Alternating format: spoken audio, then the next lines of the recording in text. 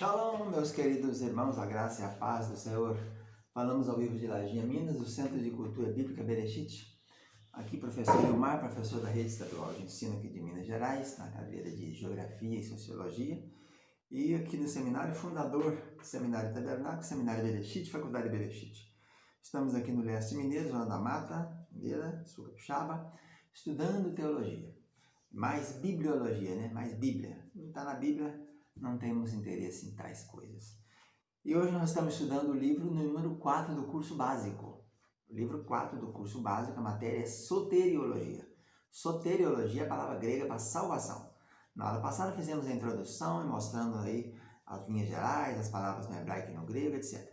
Na aula de hoje falaremos então um pouquinho sobre as concepções correntes de salvação. Existem algumas concepções, alguns conceitos. Para isso temos que ter uma noção da revelação geral e a revelação especial aí dentro da teologia própria, né? Teologia divina. Revelação geral é aquele termo usado para se referir ao fato de Deus se fazer conhecido através da sua criação na história e preocupar-se com a queda do homem, né? O homem havia caído, então Deus tinha que retornar, por isso religar. Romanos 1, capítulo 1, versículo 20, diz que os atributos invisíveis de Deus, assim o seu eterno poder, como também sua própria divindade, claramente se reconhecem desde o princípio do mundo, sendo percebidos por meio das coisas que foram criadas. Tais são, por isso, indesculpáveis, né? Já a revelação especial é a Bíblia, é a única fonte de regra e prática que revela que só existe salvação através de Jesus Cristo. Na geral, Deus se mostra para todo mundo, para toda a história, e o seu plano é salvar a humanidade, salvar o homem, o Adão, que se rebelou no Éden. Na revelação especial, a Bíblia é a única fonte de regra e prática que revela Jesus Cristo, né? Apocalipse começa assim, Apocalipse é revelação de Jesus Cristo que ele deu aos seus servos. Então é isso. Atos 4,12 diz, não há salvação em nenhum outro, porque abaixo do céu não existe nenhum outro nome dado entre os homens pelo qual importa que sejamos salvos.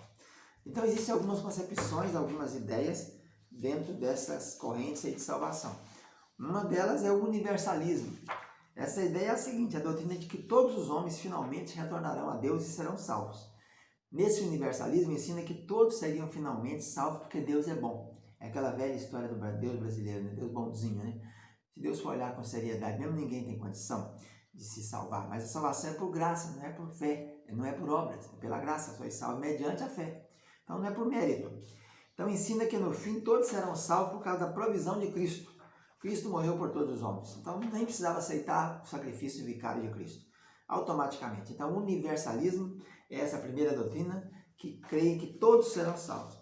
Tem a segunda que diz que é o aniquilacionismo. Essa doutrina afirma que as almas não salvas deixarão de existir após a morte. É defendida pelos testemunhos de Jeová, adventistas, pela Igreja Mundial, o Reverendo Moon, e muitos outros grupos religiosos em atividade. Então, nessa ideia aqui, vai ter uma aniquilação da alma que não foi salva. Elas vão morrer, não vão voltar. É defendido pela Testemunha de Jeová e Adventista e Mundial. Então, nessa teoria aqui, a salvação ficou escolhida para alguns, né? Porque algumas almas serão salvas, outras não serão. Entra um pouquinho também de predestinação. Terceira teoria, pluralismo, plural. É a compreensão de que Deus é amor e salvação universal. Não restringe o seu amor e seu projeto de vida só uma religião ou um caminho. Sua propaganda se direciona tanto aos ouvintes católicos, protestantes, como aos kardecistas, umbandistas, hinduístas, shintoístas, qualquer religião. Então é a ideia da salvação para todo mundo. É a compreensão de que Deus é amor. Não restringe seu amor a um projeto só. Então, aqui tem um pouquinho dessa temos na nossa ideia, né? Nossa ideia principal dentro da teologia da salvação. Porque é verdade isso mesmo, Deus é amor para todos, plural. Salvação é para todos que aceitarem o sacrifício vicário de Jesus. Inclusivista é outra teoria, que acredita que as pessoas, mesmo sem ter ouvido sobre Jesus, podem ser salvas. Creem que a salvação pode chegar aos que nunca ouviram falar de Jesus. E a Bíblia, Jesus disse que esse evangelho do reino será pregado a toda criatura, e então virá o fim. Ide por todo mundo e pregar o evangelho a toda criatura. Quem crê e for batizado será salvo, quem não crê será condenado. Então é uma ideia um pouco estranha, né? Que a pessoa precisa de fazer a opção. Eu não posso ter alguém que está na minha dívida se eu não aceitar que a dívida seja quitada. As características dos inclusivistas é o seguinte: procura dar espaço a outras religiões, procura outras interpretações, dá um valor à unicidade de Jesus, à cruz e à ressurreição. A pessoa de Jesus é valorizada, Cristo é a revelação final. Os exclusivistas, então um é inclusivo, outro é exclusivo. Esse crê na autorrevelação, mas considera a salvação ligada intimamente no conhecimento de Jesus. A Bíblia registra a revelação de Deus na história. Acredita que as pessoas que não ouviram sobre Jesus irão para o inferno. A salvação é exclusivista para aqueles que confessam Jesus como Salvador. O conhecimento e a fé em Jesus são necessários para que qualquer pessoa seja salva. Exclusividade de Cristo está na confissão do homem que Jesus é o único Salvador e Senhor que pode nos dar a vida eterna. Então dentro dessas teorias aqui, a que mais se aproxima do nosso pensamento é essa aqui, né? Que o homem tem que fazer a opção.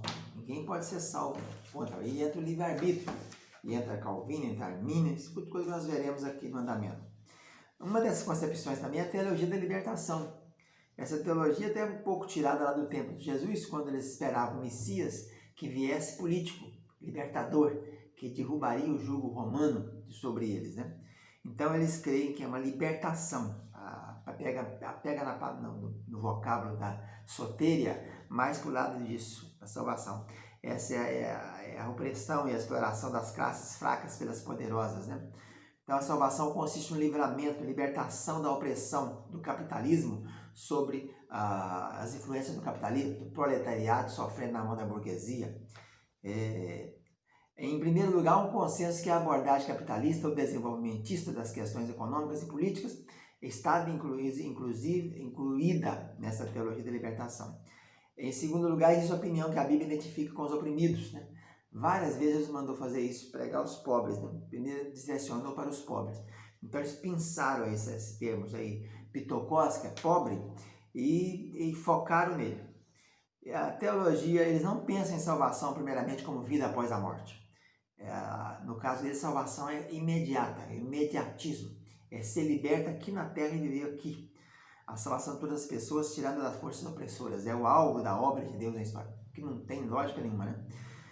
A existencialista é baseada na filosofia existencialista ou constituída sobre ela. Aí entra os teólogos Bultmann e outros mais, né? Que eles acham então que o alvo, a existência autêntica, devemos ser o que seremos, devemos ser de maneira ou de forma que se cumpra em nosso potencial humano. Então tem o negócio de autenticidade e inautenticidade. Heidegger, Bultmann, o conceito para eles de existência autêntica e inautêntica. Nosso alvo principal é realizar nosso desejo de felicidade, segurança, utilidade e lucro. Os homens são egoístas e orgulhosos. Dentro dessa teologia existencialista, a ideia então é essa, que o homem vive aqui na Terra uma vida plena, que no caso não se pensa na outra vida, né? Que os indivíduos de hoje creem que podem obter verdadeira segurança por seus próprios esforços. Então é uma teoria um pouco centralizada na antropologia, que depende mais do homem, né? Depende do sujeito. Assim, os esforços humanos para construir sua segurança estão fadados ao fracasso, porque o homem já caiu no Éden e já mostrou que por si só ele não tem como, é por graça a salvação e não por méritos, né? Então a existencialista está centralizada mais na vida do sujeito aqui na Terra. Tem outra teoria que é a teoria secular. Nessa teoria aí, muitos confiam no visível, no aqui e no agora, em explicações que não reconhecem nenhuma entidade transcendente ou supersensível. Nessa prática não tem espaço para Deus, né? Os progressos científicos têm conseguido suprir a necessidade humana, a religião deixou de ser necessária ou eficaz. Então, a era pós-cristã. Uma coisa é ver o cristianismo e o secularismo como adversários mutuamente excludentes, né? E essa é clara aí a definição disso aí, né? Um dos precursores dessa abordagem foi o Dietrich Bonhoeffer, né? A teoria secular. Deus educou sua mais alta criatura para ser independente dele. Olha bem que ideia, né? Criou um homem independente de Deus, ele não precisa de Deus, né? Foi lá, Deus educou sua mais alta criatura para ser independente. Tem algumas pessoas que desenvolveram ele e falaram até sobre a morte de Deus, né? Teoria de John Hobson. São os principais proponentes da teoria secular, o Hobson e esse que nós acabamos de mencionar aí, que é o Bonhoeffer. Tem também a teologia católica romana contemporânea, que vem do Concílio Vaticano II, e fala então que a igreja é o único canal de graça de Deus. Essa graça é transmitida por meio de sacramentos. O que estão fora da igreja oficial organizada, no caso da Igreja Católica Apostólica Romana, então a igreja considera-se detentora exclusiva do privilégio de distribuir a graça de Deus. Então, na prática, o povo de Deus é dividido em 3 categorias, segundo os católicos: os incorporados da igreja, os não católicos e os não cristãos. Então, aí temos esses conceitos aí desenvolvidos por Hans Kungen, na teologia de Karl Barth. Então, veja bem que nesse caso aí, quem é a detentora da graça não é mais um favor imerecido. É a igreja. Deus deixou a igreja aqui na terra, segundo a cabeça dessa teoria dos irmãos católicos. É a igreja que distribui a graça, então a pessoa, através só da igreja, tem condição de ser salva. Vamos ficando por aqui então com essa aula sobre as teorias de salvação. Fica na paz, tchau, tchau.